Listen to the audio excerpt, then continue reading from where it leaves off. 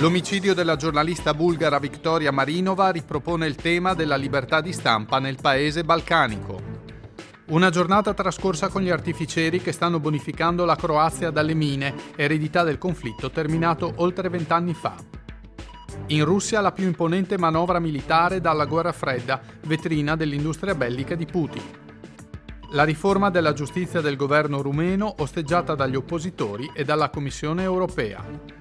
Racconta i mutamenti sociali di una città del Montenegro il film Tu hai la notte del regista Salatic, presentato a Venezia.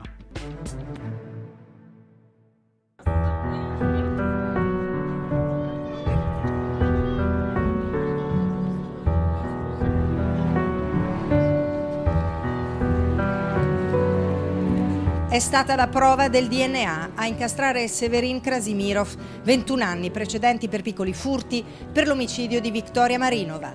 È stata dunque un'aggressione a sfondo sessuale. La svolta sul caso della giornalista assassinata domenica scorsa nella città settentrionale di Russia, dopo essere stata anche violentata, arriva dalla Germania, dove il presunto omicida, dalla Bulgaria, si era nascosto dalla madre. Marinova, nel suo programma andato in onda su un'emittente regionale, aveva denunciato un caso di sospetta corruzione nell'uso in Bulgaria dei fondi europei per le grandi opere.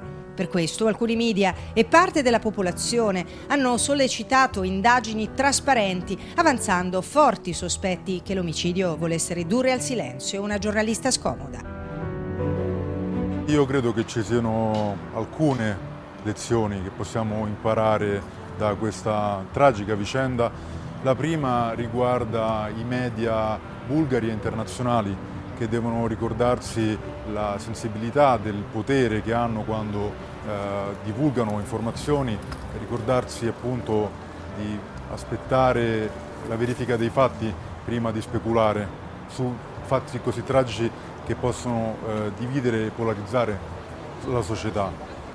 La seconda lezione, ancora più importante, riguarda le istituzioni qui in Bulgaria, il governo in primis, che devono ricordarsi che la difesa della libertà di stampa è un compito che li deve occupare giornalmente con i fatti e non con le parole, perché in un paese in cui ci fosse una fiducia più forte nelle istituzioni e nella difesa dello spazio di libertà, di parola e di stampa, non ci sarebbero state tutte le polemiche che invece hanno attraversato il paese. La terza, io credo invece che valichi i confini della Bulgaria, ed è una lezione che riguarda la necessità ormai evidente di difendere la libertà di stampa a livello europeo e non soltanto nazionale.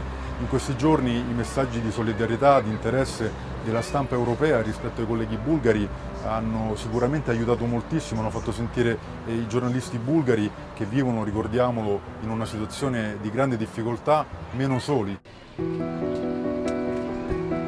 Il premier Borisov in conferenza stampa ha aspramente criticato i media per l'immagine negativa, a suo dire, data all'esterno del paese. Ma la Bulgaria, paese già sotto osservazione di Transparency International per la corruzione endemica, è finita in pochi anni al 111° posto su 180, il peggiore nell'Unione Europea, della classifica sulla libertà di stampa di Reporters Senza Frontiere.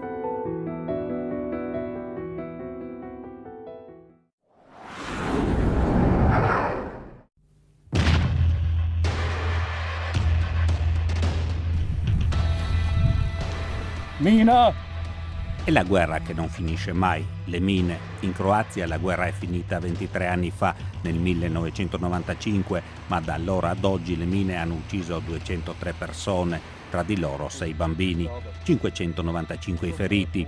I responsabili del centro croato per lo sminamento, un'agenzia governativa, hanno mappato le aree ancora infestate dalle mine, 380 km quadrati dalla Pannonia all'Adriatico. Qui siamo ad Abar, nella regione della Lika, non lontano dal confine bosniaco. Gli sminatori stanno bonificando campi e pascoli abbandonati proprio a causa delle mine. Gli artificieri prima passano il terreno con dei cingolati muniti di rulli e catene, tonnellate d'acciaio comandate a distanza da un operatore. Dopo le macchine, a entrare nelle aree minate sono gli sminatori. Usano metal detector e sonde, grandi aghi con cui controllano il terreno centimetro dopo centimetro. Dal 1995 ad oggi sono morti 36 sminatori. Dobbiamo essere concentrati, è un mestiere che pretende attenzione. Avete mai trovato delle mine italiane? Sì, una volta in Slavonia erano delle mine Valsella. Per la ricerca delle mine o delle bombe inesplose vengono usati anche cani. Bianca Luic guida 2 femmine di pastore tedesco, Zara e Zita. Iniziamo a lavorare con loro quando sono cuccioli. L'addestramento del cane dura dai 6 mesi ad 1 anno. Quando iniziamo la giornata controlliamo per prima cosa se il cane è in condizione di lavorare, poi entriamo nel campo della zona di ricerca. Usiamo sempre una coppia di cani, possiamo farli lavorare per 5 ore con delle pause ogni mezz'ora.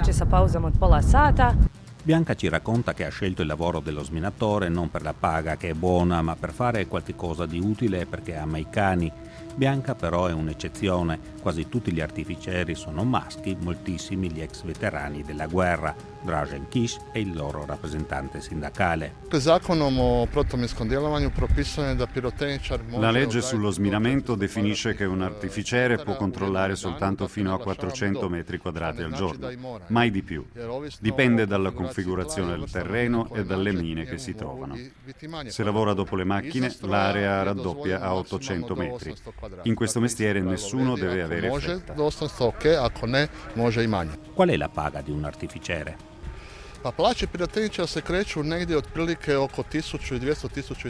paga di un artificiere è circa 1.200-1.300 euro, il che è poco se consideriamo la natura del nostro lavoro e il fatto che lo stipendio medio in Croazia è di circa 800 euro. Siccome però sul mercato ci sono pochi artificieri, i titolari delle imprese hanno aumentato da soli le paghe da circa 13.000 a 15.000 kune, proprio per evitare che i nostri specialisti se ne vadano a lavorare all'estero. Ivica Pavelic del Centro per lo Sminamento spiega come viene controllata la qualità della bonifica. Il controllo viene fatto a 3 livelli. Il primo è affidato alla ditta che ha in appalto i lavori. Nel secondo livello il controllo è fatto dal Centro per lo Sminamento. Il terzo viene fatto dal Ministero dell'Interno. Dopo questi 3 sondaggi dichiariamo l'area pulita dalle mine. Zdravko Modrušan è il direttore del Centro croato per lo sminamento. Se non finiscono i soldi in questo momento a finanziare lo sminamento e soprattutto l'Unione Europea, progettiamo di bonificare tutte le aree sospette entro il 2026, ripeto, a condizione che non ci siano tagli ai fondi. Per capirci, calcoliamo che in media lo sminamento di 1 metro quadrato costa circa 1,20 euro e noi dobbiamo ancora ripulire 380 milioni di metri quadrati di terreno. In Croazia ben 12.800 cartelli segnalano la presenza di mine. Ogni sentiero, ogni passaggio verso le aree dove si sospetta ci siano mine è segnalato. Dall'inizio dell'anno in Croazia sono state trovate e distrutte 3.829 mine antiuomo, 26 mine anticarro e 2.256 bombe inesplose.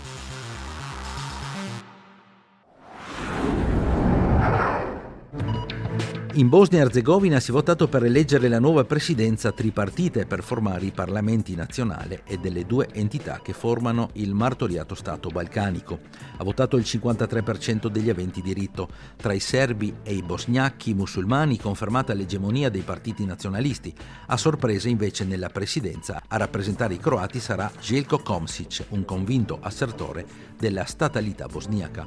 La maggioranza degli elettori serbi ha votato per il nazionalista Milorad Dodik, che di fatto propugna la secessione della Repubblica Srpska dalla Bosnia, mentre i nazionalisti musulmani della SDA hanno eletto Refik Džeferović.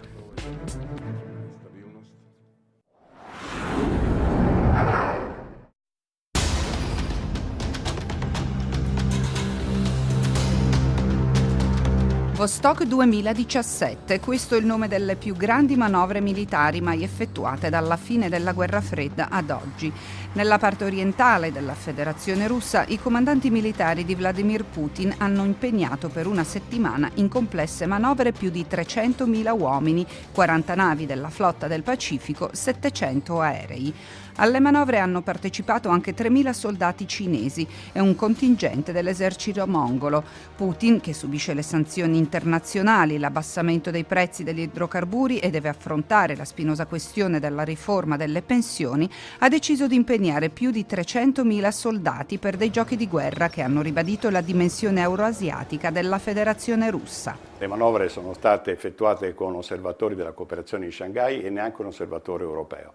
Quindi Putin ha voluto far vedere a tutti che il suo legame è sempre più forte con l'Asia e sempre più debole e lontano con l'Europa.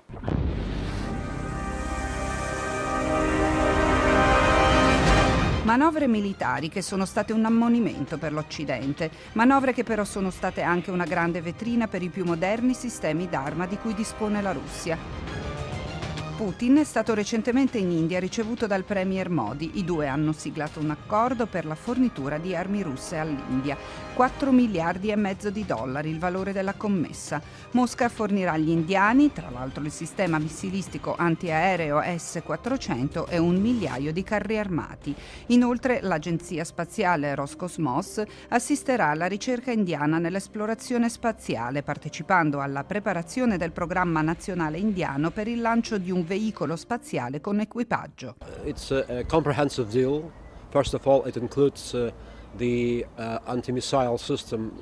un accordo completo, innanzitutto perché include il sistema missilistico S-400. Va detto che anche la Cina ha acquistato questi missili antiaerei dalla Russia. Per l'India si tratta di una scelta cruciale, considerando che il 70% di tutti gli armamenti dell'esercito indiano è acquistato o prodotto con licenze russe, mentre il restante 30% è occidentale o statunitense. Ma nella Russia di Putin qual è il ruolo dell'industria bellica? La seconda fonte di introiti sui mercati internazionali dopo quella della vendita dell'energia. Un settore quindi vitale nel quale oggi la Russia, più ancora che la Cina, si è portata in una posizione primaria nel mondo che fa direttamente concorrenza ai sistemi d'arma americani. La Russia nel 2017 ha venduto armi e attrezzature militari a più di 100 paesi per un valore complessivo di 45 miliardi di dollari.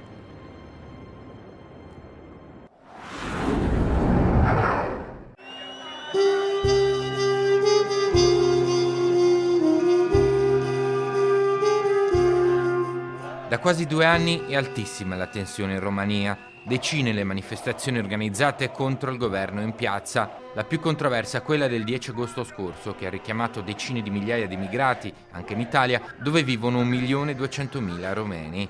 Centinaia di persone violente e pacifiche sono rimaste ferite in seguito agli scontri con la polizia, all'utilizzo di gas lacrimogeni. A scaldare gli animi, sin dall'inizio del 2017, la riforma della giustizia, in particolare alcune depenalizzazioni che l'opposizione teme possano alleggerire la lotta alla corruzione, uno dei mali della Romania. La Commissione europea, con il suo primo vicepresidente Frans Timmermans, ha espresso preoccupazione per l'indipendenza della magistratura.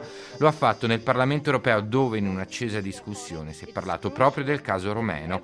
In passato abbiamo visto progressi, ma ora si sta andando indietro, ha detto Timmermans. La riforma è stata criticata anche dalla Commissione di Venezia, l'organo consultivo del Consiglio d'Europa che si occupa di diritto. Il primo ministro romeno, Vlorica Dancila, ha difeso l'operato del suo esecutivo e ha promesso di tenere in considerazione le raccomandazioni in arrivo da Bruxelles e Venezia. Secondo i socialisti romeni, al governo con i liberali, una riforma in senso garantista è necessaria per contrastare gli abusi permessi da un sistema che prevede il coinvolgimento dei servizi di intelligence attraverso protocolli tenuti segreti fino allo scorso maggio e in base ai quali milioni di cittadini sono stati intercettati e metà del corpo giudiziario messo sotto inchiesta. E quanto sostiene il capo delegazione dei socialisti romeni al Parlamento europeo, Dan Nica. Ci sono fascicoli aperti apposta contro i magistrati, utilizzati come un'arma per ricattarli. Tutto ciò è preoccupante. È successo che un giudice della Corte Costituzionale è stato arrestato, costretto a dimettersi e pochi mesi fa dichiarato innocente dalla Corte Suprema. Lo stesso è accaduto all'ex primo ministro Victor Viorel Ponta. He was forced to resign a few months ago, declared innocent. Dall'opposizione fanno notare che il presidente dei socialisti Livio Dragnea è stato in realtà condannato in via definitiva per frode elettorale e in primo grado per istigazione all'abuso d'ufficio. Il vicepresidente del Parlamento europeo Marian-Jean Marinescu dei Popolari la vede così. Utilizzano un vecchio sistema comunista, usare un pochino di verità e poi tante bugie. Se si leggono i rapporti dei servizi segreti, si vede che le persone intercettate non sono 6 milioni come dicono loro, ma circa 20.000.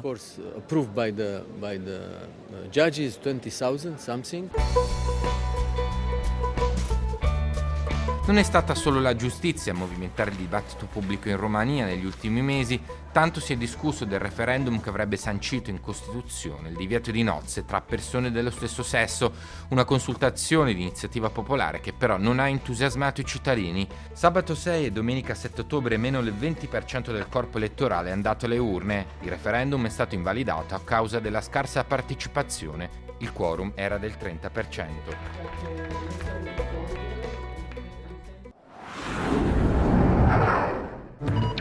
Il partito filorusso Concordia ha vinto le elezioni legislative in Lettonia, ma difficilmente andrà al governo visti i buoni risultati delle forze europeiste. Concordia ha il 20% dei voti, i populisti il 14% e il nuovo partito conservatore che fa della lotta alla corruzione il suo cavallo di battaglia il 13,5%. I tre partiti dell'attuale coalizione di governo hanno perso metà dei voti rispetto alle ultime elezioni e l'Unione dei Verdi e degli agricoltori del premier Maris Kučinskis ha ottenuto solo il 10%.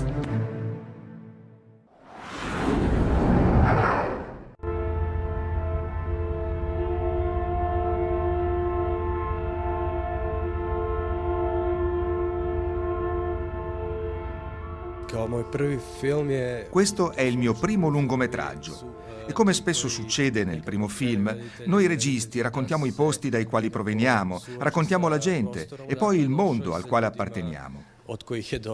Assieme a The First Man e lo sbarco sulla Luna di Damien Chazelle con Ryan Gosling in passerella e accanto al Leone d'Oro d'Alfonso Cuarón e al suo Roma, il primo leone coprodotto da Netflix, alla 75esima mostra del cinema di Venezia nella settimana della critica è stato presentato anche il debutto di Ivan Salatic, Ti imaš noć, Tu hai la notte, il titolo che è poi anche il primo lungometraggio montenegrino nella storia del festival veneziano.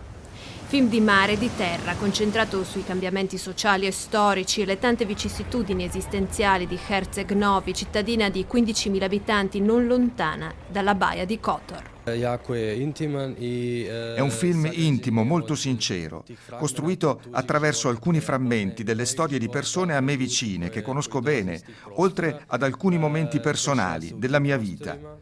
Nella pellicola c'è il racconto di un luogo e di ciò che è successo a Herceg Novi, il fallimento del cantiere navale, la disoccupazione. Mio padre era dipendente di quel cantiere, l'unico dell'Adriatico meridionale, uno dei vanti dell'ex Jugoslavia. Ora le fabbriche sono ridotte a relitti. Le rovine di quell'epoca felice fanno ormai parte del paesaggio e della nostra quotidianità. È qualcosa che c'è stato e mai più ritornerà. La protagonista del film è Sania, lavora a bordo di una nave. Dopo il fallimento dell'armatore costretta a sbarcare, si ritrova a Genova, da dove decide di tornare a casa in Montenegro, a una realtà che però non è più la sua. A Herceg Novi la quotidianità è fatta di pescatori ed ex operai, di profughi recuperati in mare. La radio trasmette continuamente le notizie della chiusura del cantiere navale di Biela. L'orgoglio operaio del padre della ragazza dialoga con le immagini d'archivio del giorno in cui quel cantiere fu inaugurato, la cerimonia, lo sguardo rivolto al futuro. Ora tutto è pervaso da un sentimento doloroso di perdita, di spiaggiamento. Herceg Novi è come tutte le piccole città di mare. Per 2-3 mesi l'anno viene invasa dai turisti. Diventa un luogo di caos e di isteria. Poi la gente se ne va, la cittadina si svuota e diventa un luogo malinconico, depresso. Va a finire che spesso piove. Lo sguardo si intristisce e l'unico pensiero è quello di partire, di andarsene. Herceg Novi è la mia città. Per me è una città molto bella, ma anche tanto triste. Storia semplice ma intensa, quella di Salatic, film montenegrino coprodotto dalla Serbia, dove il regista oggi vive e lavora. Ti imaš noć, il titolo. Il padre a un certo punto dice al ragazzo: io non ho più nulla, tu hai la notte. è un augurio. Avere la notte significa vivere un momento difficile, di insicurezza, di oscurità. Rimanda al tempo in cui anche i partigiani lottavano nei boschi di notte, ma poi venne l'alba e il nuovo giorno.